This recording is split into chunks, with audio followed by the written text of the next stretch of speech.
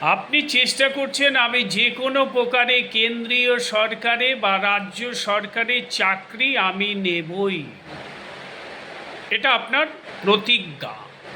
কিন্তু আপনার ছক কি বলছে?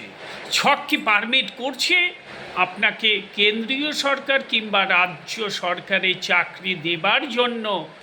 যা ইকুয়েশন সেটা কি পারমিট করছে?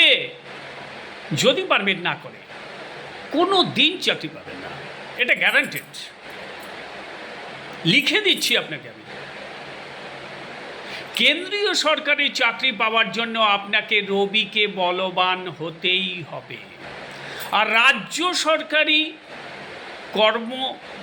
সরকারি চাকরি যদি পেতে হয় সেক্ষেত্রে মঙ্গলকে বলবান হতেই হবে, তাছাড়া কোনো উপায় নেই।